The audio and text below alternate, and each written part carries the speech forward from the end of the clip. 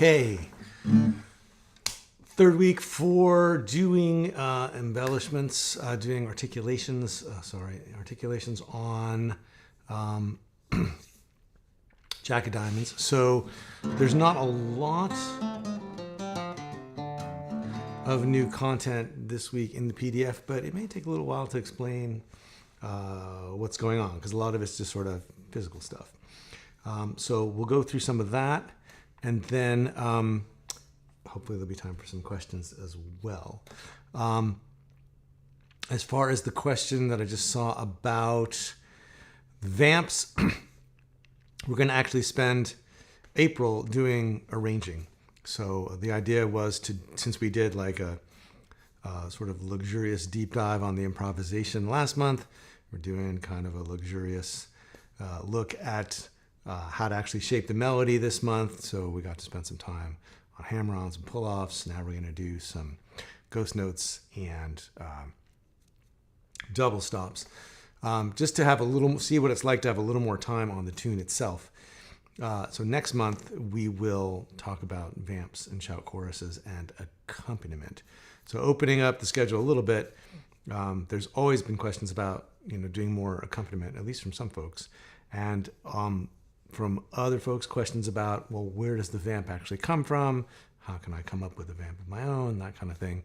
So since I guess the next month we'll start, I got to look at the calendar. I'm not sure if we're doing next Thursday or the Thursday after, because I can't remember exactly when April starts.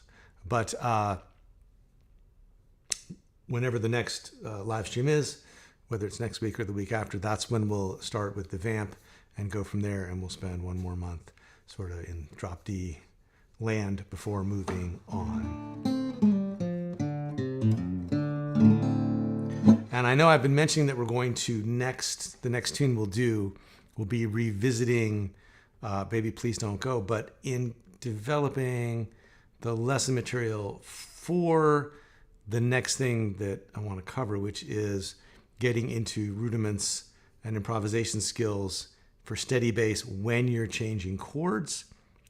I looked at it and it seemed like the groove didn't really sit right with steady bass for Baby Please Don't Go.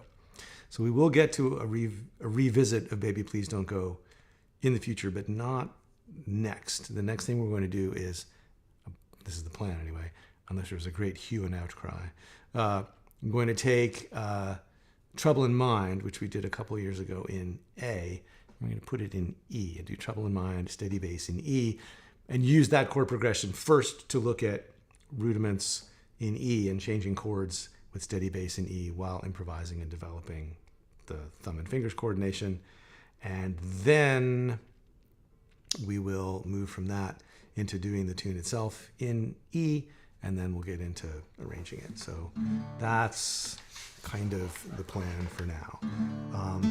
So if you want to familiarize yourself with the tune, you can check out the version in A that's in the archive, but we're going to move it to the key of E. So that'll be like some variety, and that way, even if you've been here a while and you've worked on that tune already, you can have it in another key. You could even arrange it like in two keys, like start in A, transpose to E, whatever. It opens up some possibilities.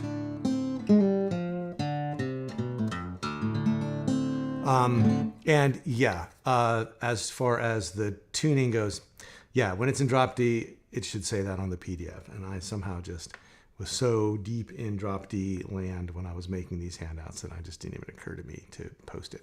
So yeah, I can definitely do that going forward. It's usually in standard tuning. Once in a while it's in drop D like it is right now. So,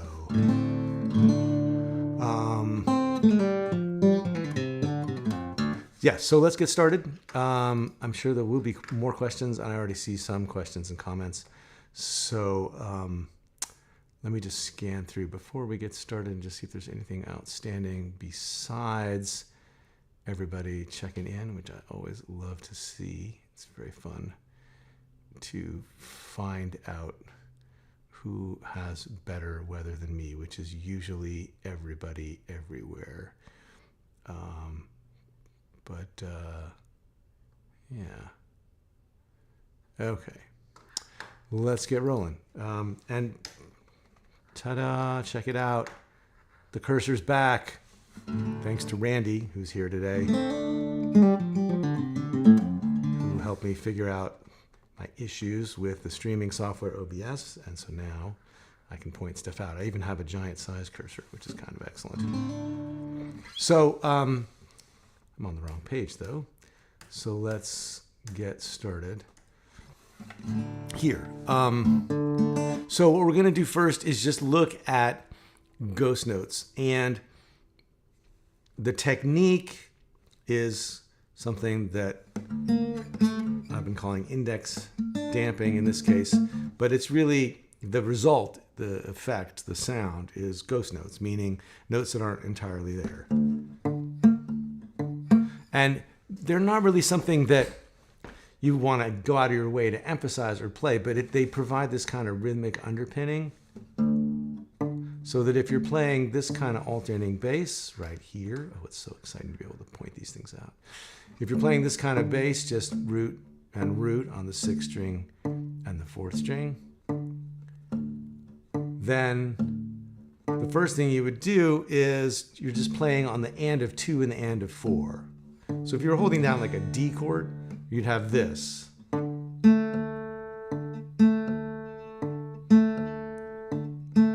And it's that shuffle feel where you have like a note and then an offbeat.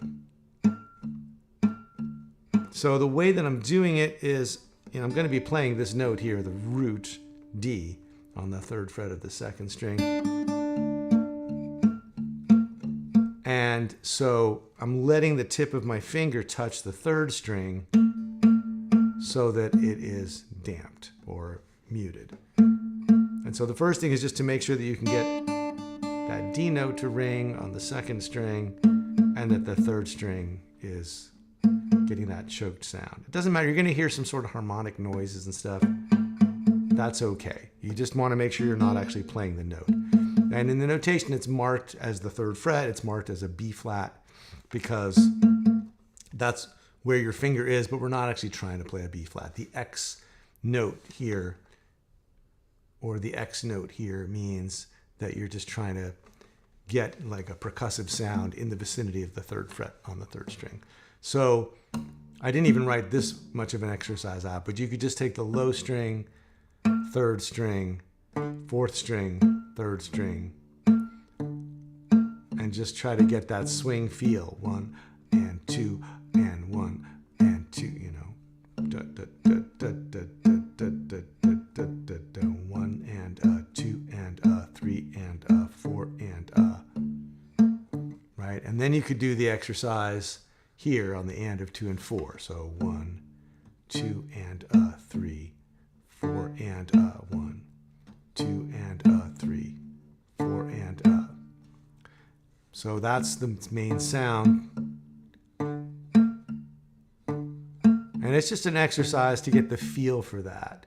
And then in the next measure here, the idea is that you want to play a D on the downbeat on 1 and on 3. And then on 2 and you're going to have the bass and then the ghost note.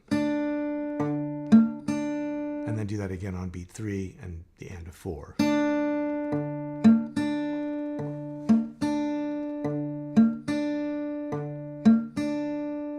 That's the exercise, just to get that basic idea down and to start to get that rhythm into your body.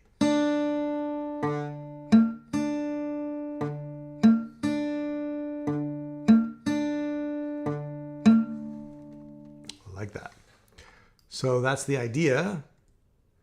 And then you want to try doing this with different notes moving around, right? So here you can see I called it half notes, right? Because we're playing on beats 1 and 3 and 1 and 3. Now, the reason this is written as a dotted quarter note is because you're going to play a ghost note on the and of 2 and the and of 4. So we're doing the same thing, only now we're moving the note around. So we're just going up from the root to the flat 3, to the 4, to the 5.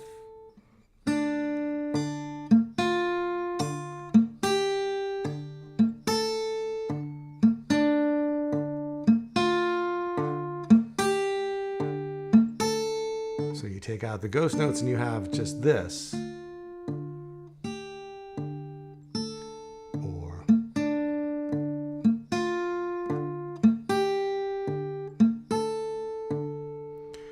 and then quarter notes, here we'd be just going up like this. But we're playing a quarter note and then another quarter note followed by a ghost note. So it looks like an eighth note in the notation. So if we were just doing this without any of the ghost notes, just on the downbeats.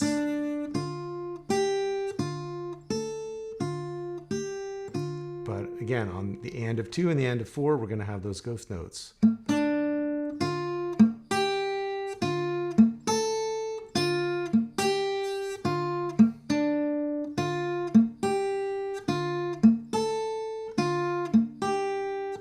It's a bit of a stretch, so you might want to use, I'm using my pinky here for the F note on the 6th fret, and then I'm using my ring finger for the A up high. This is a little tricky, kind of stretchy, so don't do it a lot at once. Like take your time and kind of let your fingers loosen up and stop. You can also jump and use your pinky, but then you have to do a lot of this. So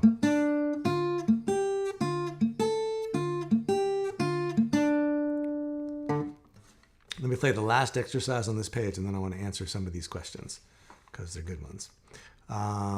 Okay, so the last thing is eighth notes. So we're going to have some hammer-ons here. So again, without the ghost notes, and then some pull-offs. One and, 3 and, 1 and then if you put the ghost notes in,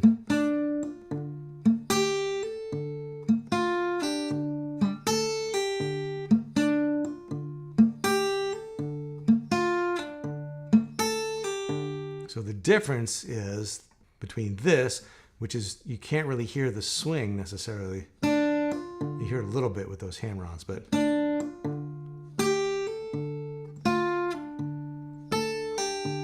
then if you put in the ghost notes,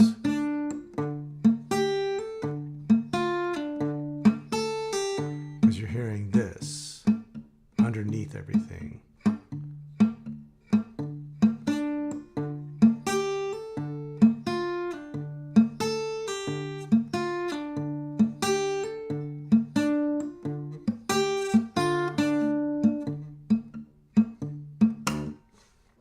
So that's that page of exercises, just slowly sort of like adding more notes in while trying to keep that one shuffling groove together. Okay, so a couple questions. Let me answer these. From Randy, are you muting and playing the D with the same finger? Well, I'm not actually muting the D, I'm muting the G string, right? So the thumb is going like that. Oh, I'm sorry, muting and playing the D. Yes, I'm playing this D note. Sorry, didn't understand the question until I thought about it. This D note here on the 3rd fret of the 2nd string. I am playing that with the index finger, and then I'm using the tip of the index finger to mute that same note. So the finger is a little flatter than you might ordinarily want it to be.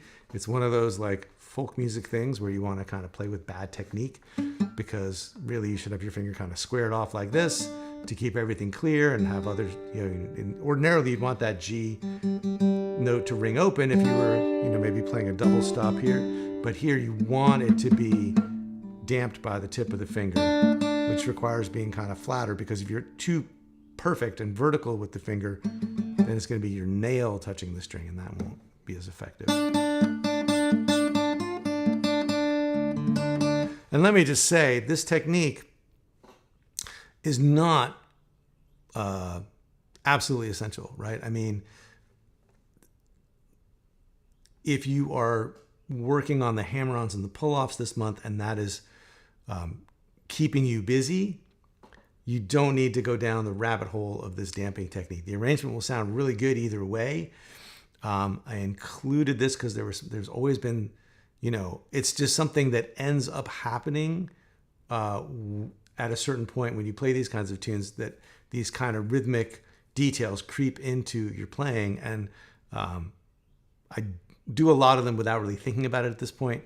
So when they come up, I try to stop and explain what they are for people that want to know. But they are 100% optional. And I don't want anybody going totally crazy trying to get this into their playing. If you're still working on playing, a clean version of the fundamental or the embellished, or getting the hammer-ons and pull-offs to sound good, that definitely is the priority. And this is kind of like, if that stuff is comfortable, then you can start messing with this rhythmic element as well. So that said, let me answer Nancy's question, which is why the 3rd fret? It sounds like it's out of the key. Yeah, it's a little dissonant. That note doesn't really belong there. It's not really, we don't really want the pitch. We're at the 3rd fret because that's where our finger is to play the D note. And so what happens is the note, whatever that note is not going to be nearly as loud as the actual pitches that we're really fretting and playing. So it doesn't matter that it's a little out of tune or a little wonky for the key, because you're not going to really hear it as a pitch when you get it up to speed.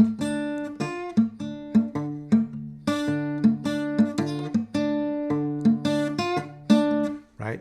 It is a ghost note. It's not really there, and its purpose is rhythmic, not melodic or harmonic. So I hope that helps. Let me know. From David, feels easier to slightly release the finger on the 6th fret 2nd string and then pick the now muted 2nd string. Feels easier to slightly release the finger on the 6th fret. And then pick the now muted.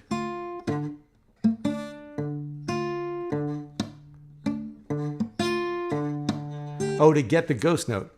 Yeah, you could do that. I guess I'm thinking that you might want that note to ring out, right?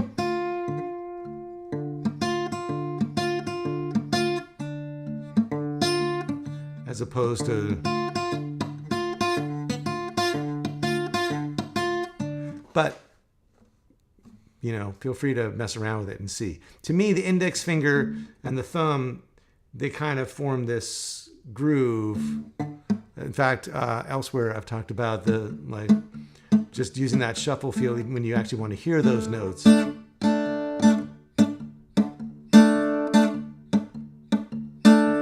Like in those lessons on 6 steps to playing fingerstyle blues in E, that whole idea of like the John Lee Hooker.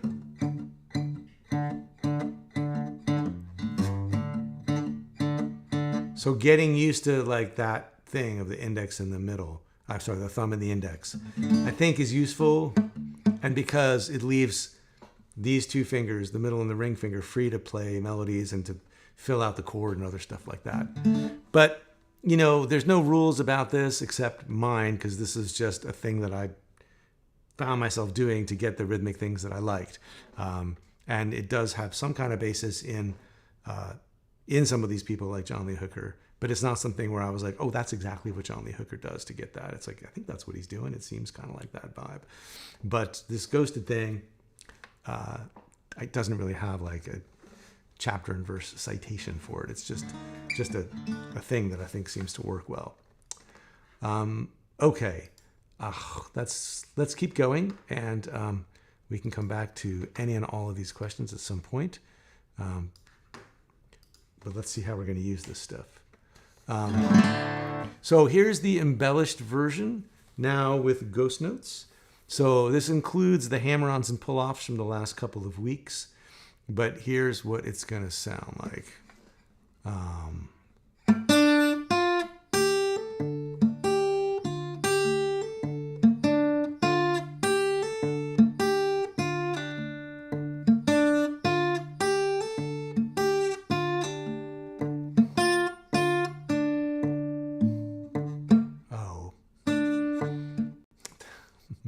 This is the last 2 bars. Right? So the whole thing again, and then I'll slow it down. But here's what it sounds like.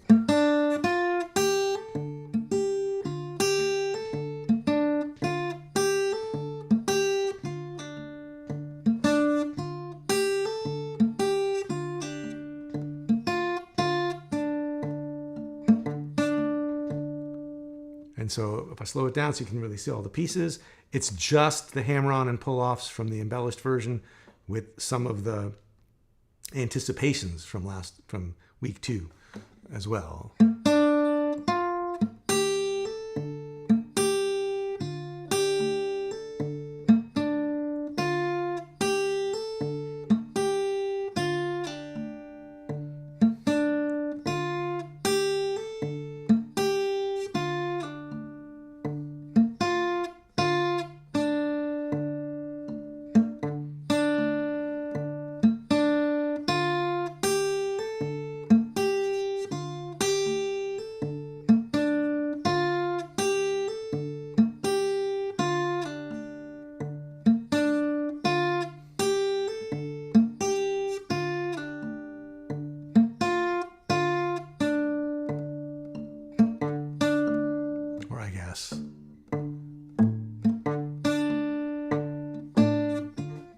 Right, with the 5th string on the bass of the bass on the 5th string on the 3rd beat of measure 7 and 8.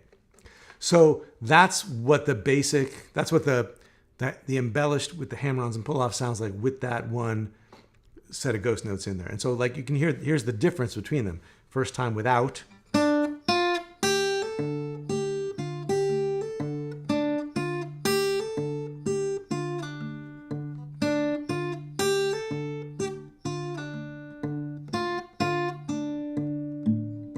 Here it is with.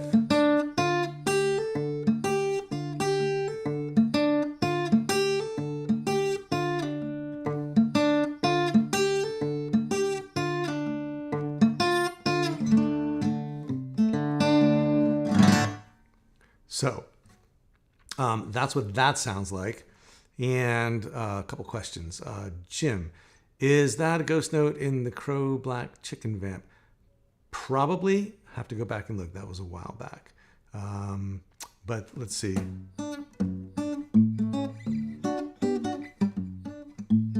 Yeah, I think so. And then Dawn, you're not crazy. I should have mentioned, I put it I posted a link in the chat, but I didn't actually mention this when I opened the stream today. I put up version 1.02 and I corrected a bunch of typos in the first couple of weeks. Not a bunch, but there were a few. I corrected some typos in the first couple of weeks some missing slurs and some wrong bass notes are now fixed in version 1.02. And it is, I mean, I was calling it index damping this time. I put it in parentheses up here. But I realized that the first time I introduced this technique last August in the lesson on 9 variations on Rosedale Shuffle, I called them ghost notes. And so I thought to be consistent, I would rename these ghost notes instead of index damping. Index damping is the technique, but ghost notes are the effect or the result. So sorry for I apologize for not mentioning the change up in the tablature and the notation, and should have mentioned that earlier. But if you want to go and download the current version now or afterwards, it's on I've replaced the previous PDF with the current PDF. And so it's basically the same except for those typos and this title correction. So moving on. Okay, the other thing we can do to this arrangement before we move on from the tune to the arrangement next month is to fill out the melody with some double stops. And I have mentioned in the past in terms of both vamps and shout chorus, the idea of a guide tone line. And a guide tone line is just a musical idea, the idea that somewhere in the melody or the chord progression that you're playing, you might find some kind of consistent motion in one of the parts that's moving in a specific direction. So famous examples of a guide tone line, right? I mean, having this go down, and that shows up in a million songs, right? I mean, it's also in My Funny Valentine, and it's in, I think it's in,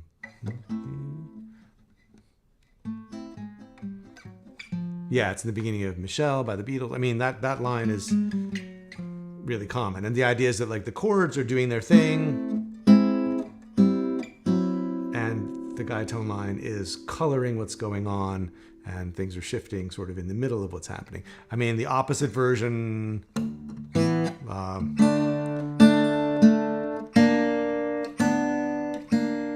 right, climbing up in the James Bond theme. Right, so there you've got the guide tone line going from a 5 chord, from a D chord to a augmented chord, and then to a 6 chord, and then back. Right, so this is kind of this inner motion. Anyway, so a guide tone line, we can have one here, and if you look at this first line up here, we've got, I'm just keeping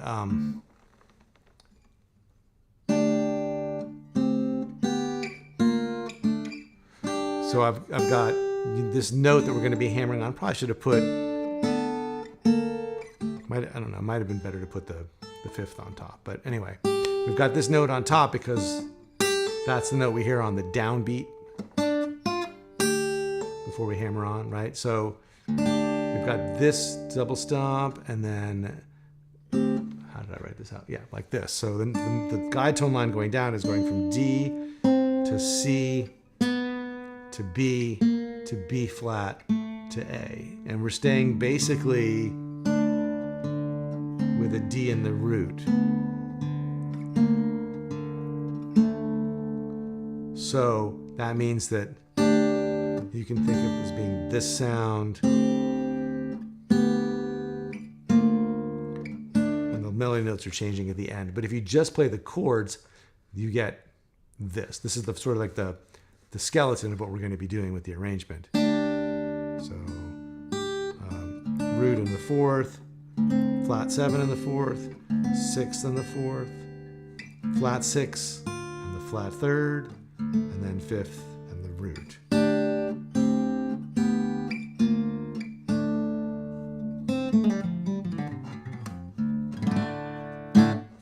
So here's that same idea, but with the alternating thumb, so that you can get used to putting that sound over the bass. And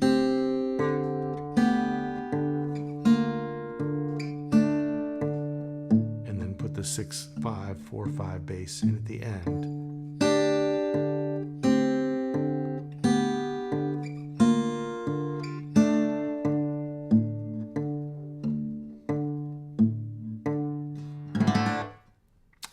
So, what can we do with it? Here is a way that we can rearrange or further embellish the melody using these double stops, right? So if we just look at what's happening in the melody, because the bass is not really changing, now we're going to accompany this hammer-on in the melody with the root down here. And then go to the 6th on the 3rd string, right? We're playing, this is B, which is the 6th of D. And then a hammer on. And then the 7th. And the 6th. And then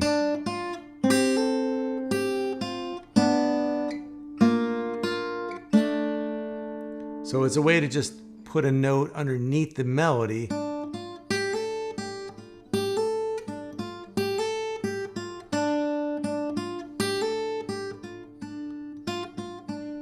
There's the melody all on its own. So there's that hammer on right there. And then the 7th. This one with the 6th.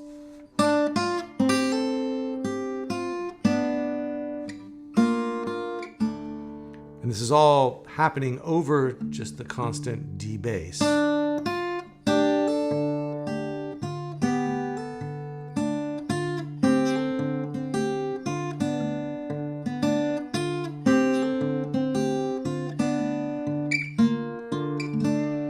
And since we're now actually paying attention to what note we're playing on the 3rd string, you don't have to ghost these notes. And so you'll see that there are a bunch of notes on the ands, the and of 4, mostly, Here's the end of two, where we're actually picking the double stop note, the middle note that's not the bass and not the melody.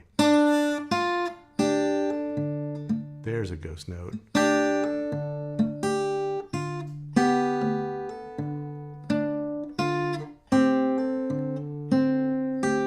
So there's that next note there.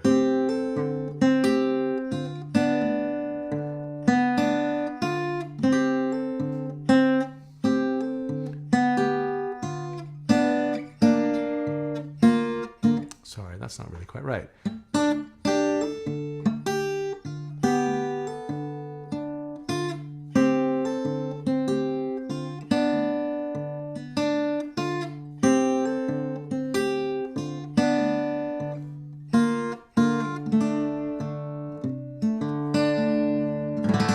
So that's just another variation, which means that, you've got a few different versions now, and there's, you could play the embellished version, hammer-ons and pull-offs with the ghost notes, and then you could play the embellished version with the double stops. You could also just play the fundamental version and then one of these embellished versions, but you've got a few different ways to play through the melody. You don't need to learn and memorize them all right away or ever. This is more a way of trying to put some time and thought into what's going on over here with the fretting hand, to give the same kind of attention to that we've been giving to the picking hand and the right hand coordination, like the thumb fingers coordination, just to sort of have some different versions to see how the hammer-ons and the pull-offs and the syncopation, the anticipations, the double stops, how all that stuff kind of builds up into the embellished version, just so it's not such a mystery, like why the embellished is the embellished and the fundamental is the fundamental. If nothing else, even if you feel like the embellished is still beyond you in terms of technique, hopefully looking at these different versions will help you understand what makes the difference between them, and give you a way to understand why you would do certain things in an embellished version and what they're there for musically, whether it's something rhythmic or something melodic or something harmonic. Plus, these double stops are a way to create more harmonic motion while not really leaving the one chord version of the song. So that's everything that is in this week's material. Happy to go back and answer any additional questions. Hopefully you can't hear my neighbor's dog barking outside. That's a new development. If there are more questions, let me know. And what I can do also is just play through like everything from a fundamental version, like a fundamental version, an embellished version, and then the double stops version, so we can sort of hear the development from one to the next. In fact, let me look at the fundamental again, because sometimes by this point in the month, I've forgotten what the fundamental sounds like. So here we go. Let's see. Oh yeah.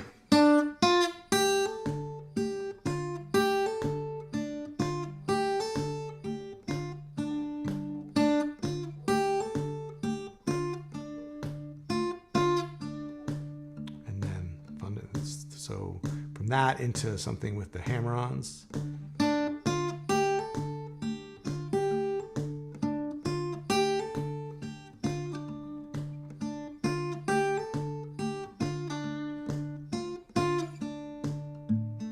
Ghost notes. And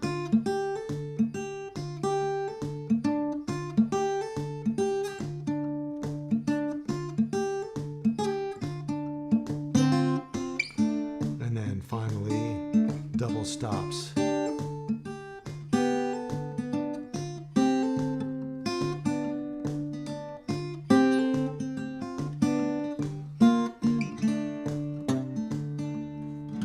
Right, so it makes a nice development. It's only 8 bars, right? So you actually could play it 3 or 4 times and slowly build up what the melody's doing. Or come back to a version of the melody in the middle. If you were playing an instrumental version, on the way in at the beginning of the live stream, I tried to do some, soloing with the ABAC form, the AAABC form. And so like play the melody a few times, do a few choruses of improvisation, come back and play another version of the melody, improvise a little more, play another version of the melody, take it out. That would be a really satisfying way to arrange the tune, just for starters. Okay, some comments. Valerie, thank you. Glad you like how it sounds. Also, Dawn, thanks. John, any tricks or such for managing left-hand fingers during the double stop embellishment? Okay, good question. And from Blake, you added some bass runs in the improv to open. If you can remember, can you just show them? Yeah, I can point those out, and then I will probably talk about this more next month during the when we talk about the vamp. But I can definitely point out a couple of things that are happening. And then from Johnny, I don't know if I can keep all these in my head before I answer them. I may have to go back to the list. But Johnny, hey, Johnny, improv question. Last time you pointed out switching to licks contained within the measure. It seems to really pick up the intensity. Could you go over again? Switching to licks contained within,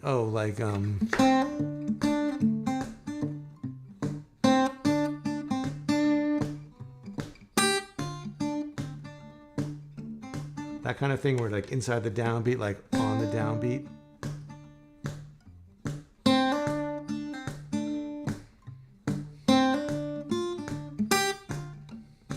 I can definitely talk about that if that's what you're talking about.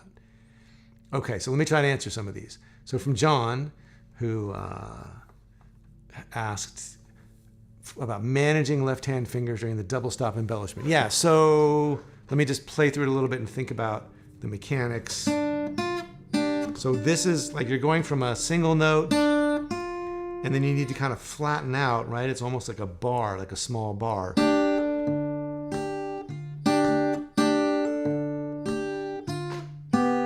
So it is a lot of switching, right? You're going from here,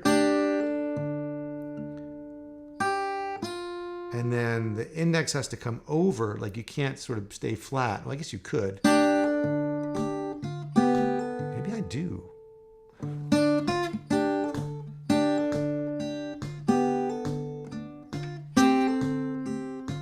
Yeah, you can kind of keep it as a little bit of a bar, but be careful when you're practicing it because if you sit there and do this a bunch, like you won't realize how tightly you're clamping the strings, and this can get really it can just get kind of tight and sore. You can overdo it.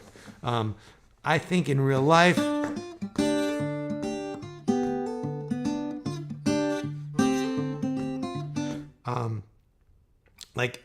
I think in real life, my left hand's a little more dynamic than just holding down the bar and moving these guys around.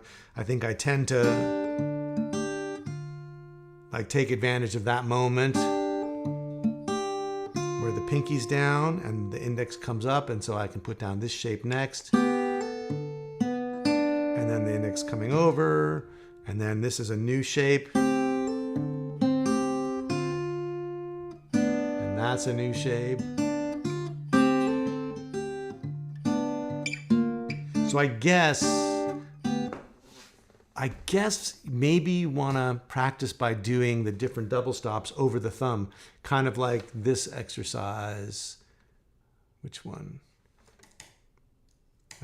Way up. It's all the way down here.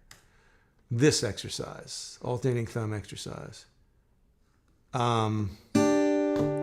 Just to go from here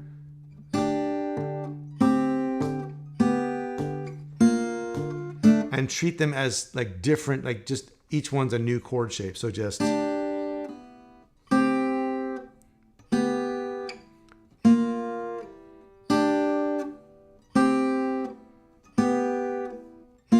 right, and then you can kind of play the notes in between.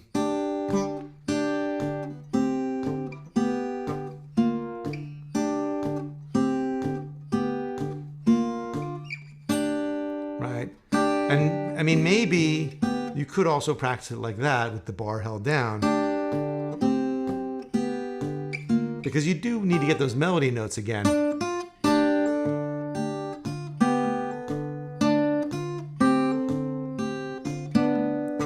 So I'm really talking out of both sides of my mouth. I'm not really sure which solution's better.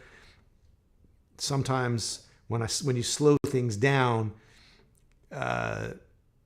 it's hard to know what it. Like you have to keep going back and going. Well, I have to keep going back and going. Well, when I'm really playing up to speed, what am I really doing?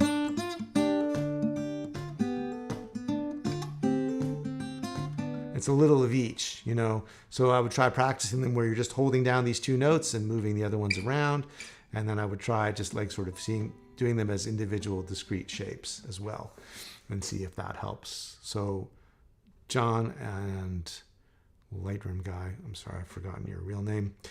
Just tell me if that helps. And as far as the daylight savings, I'm sorry, is that like one of those things that we only do here in the States? And if it is, I apologize. Maybe if you guys don't do daylight savings, then my 2:30 Central doesn't mean anything anymore once we change our time over here. So sorry about that. I'll try to keep that in mind next fall, which is the next time we'll have to deal with it. For the record, everybody here hates daylight savings and the confusion that it causes and the sleep that we lose. But it is nice that it's light until 7:30 right now. Okay. Other questions I saw that I need to answer. Bass runs from Blake. You added some bass runs in the improv. Oh, they do it in Australia? Okay, I don't feel so bad then. I mean, someone told me that we did it for like, farming during the Depression or something, which is fine, but anyway. I'm probably going to get myself in some kind of hot water here somewhere, somehow. So the bass runs. Some of these I covered either last month or this month. If you go and collect all the little moments where I talk about groove elements, so like, right here, like the 5th string pull off. Right, that's an important one. The thumb is going 6th string, 4th string, 5th string, 4th string. But then you come in with your middle finger of the fretting hand and pull off. And you can also, in this version of it, land on a D note on the and of 4.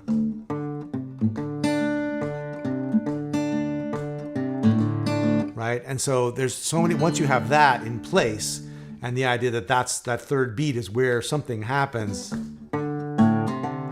you can then hammer on. So, or pull off from the flat 3rd to the root. And you can also add it like in the next bar. So you have a bar. So in this bar, you have the pull off. And then if you're not playing the melody, you can actually play another bass note here. Like you could play the flat 3rd here on beat 3.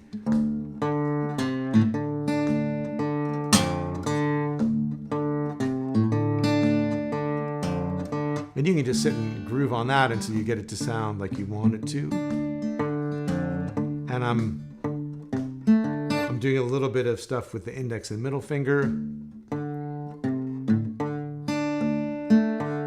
So just a little bit of pattern picking, like, so thumb, index, thumb, middle, bass note, 4th string.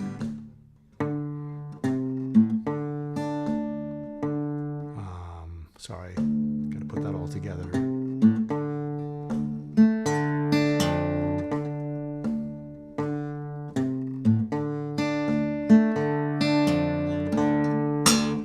So maybe next month, as part of the vamp stuff, I'll include just like a little collection of some of those little 2-bar things, because there's plenty of them.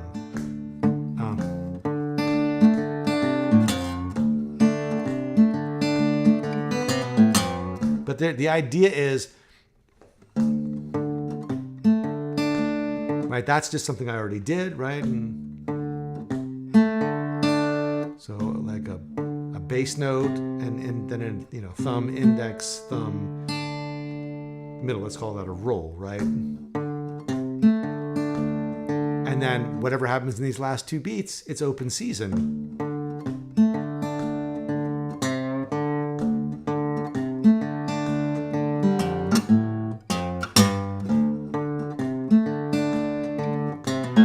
Right, so I'm pulling off the triplet feel, flat 7, 6, 5, flat 3.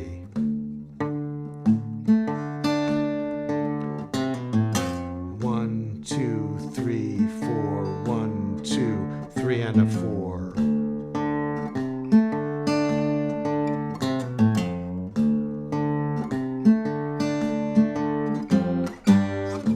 Camera, I did something else.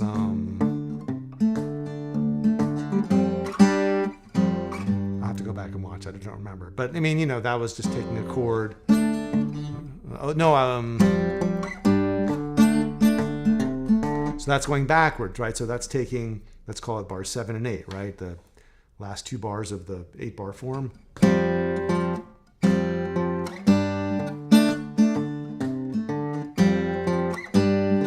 I'm doing basically an F chord. Here's the root and the root. And the add 2 and the 5th, thumb, index, middle, ring, and then so the index is grabbing the 4th string on beat 1, and then the thumb is grabbing the same note on beat 2. And then so it's 1, 2, then going up to a G chord, and then beat 4 is getting the open D string, and then the and of 4 is anticipating the D chord, coming back to the D. So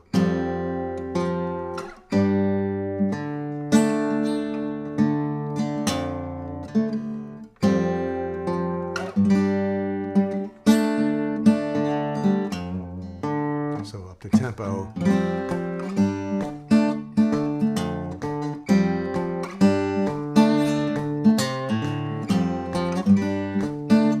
You've got these different things you can do in the second bar. You can just drop those in, right?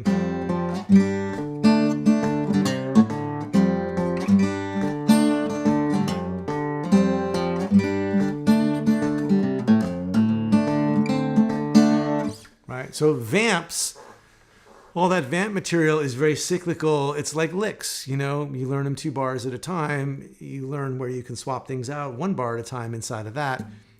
That's how you start to just play a vamp without playing a memorized vamp. You have all these little pieces and building blocks, just like we've talked about for the improvisation, right?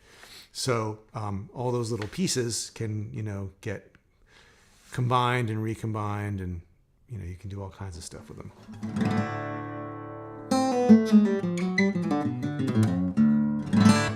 All right. So that is this week's lesson. Let me take a quick look at the calendar and see when we're doing our next, when we're back, because I honestly don't completely remember when the next session will be. And I should know, because that's my job. Let's see. So today is the 23rd. Yeah, okay. Next Thursday is the 30th. So I think, unless I'm very much mistaken, that we will not meet next week, but have the 3 streams of next month starting on the, whatever that is, the 6th, or, let me see. Where is April? April is here. The 6th. Yeah, the 6th, the 13th, and the 20th should be our 3 for next month. So we have a little time to work on this stuff. We will be doing, vamps, shout chorus, and accompaniment for this song. So if you want to sing this tune, I'll spend one of those live streams talking a bit about that as well, how to sort of back off from these guys and keep the groove going and figure out what will work best behind the vocals. From Mike, another example you showed was climbing up the 6th string, open 3rd, 5th, hammering on a third of the 5th string. Oh my gosh. I don't remember that, but I'm sure I did it. And if we talked about it in a previous stream, then I'll just go back and check on that and see. Oh yeah, something like. Oh yeah, was it that one?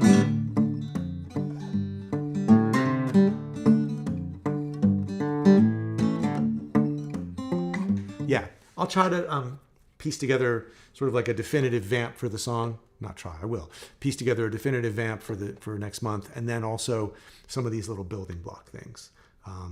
Again, trying to use a slightly broader time frame so that instead of just saying, here's 3 vamps, go learn them if you have time, saying like, here's the vamp for the song, but here's how the vamp is put together. Let me sort of take you under the hood so that you understand what's going on. And if you want to start messing with it, you understand more of what those building blocks are. So that if all you have the bandwidth for is show me the vamp, I want to learn it, there's a vamp you can learn. If you think more in terms of like, well, I want to be able to make my own, then you can play that set vamp, or you can go and maybe like, here's a few building blocks for how to do it, like I was just demonstrating. So that's the idea. Meanwhile, thanks everybody for all the feedback on the forum about the website. I really do want to know if there are, most of everybody seemed very positive about the navigation and the content, but I do hear from, which I appreciate, but I do hear from time to time from people that have just joined and they're like, where should I start? What song should I do? I can't find anything. I'm so confused. And I just want to start to build a little bit more of an infrastructure for people like that.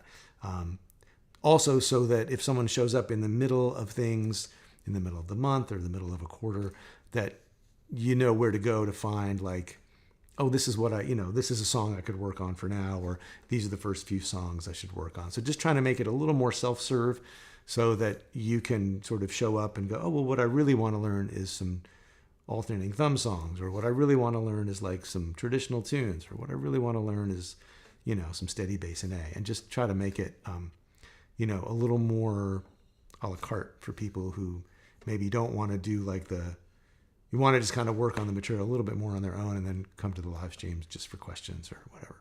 So anyway, thank you all for being here. This was a lot of fun, and I am really pleased. I was a little worried that like somebody would be like, oh, this song only has 1 chord, it's so boring. But I'm really tickled. Everybody seems to be really enjoying both the last tune, the Catfish Blues, and this one. And I am too. Like, I'm surprised how much there is in here. It's very cool. So thanks for being here, and I will see you around the forum between now and April, and we'll resume live streaming on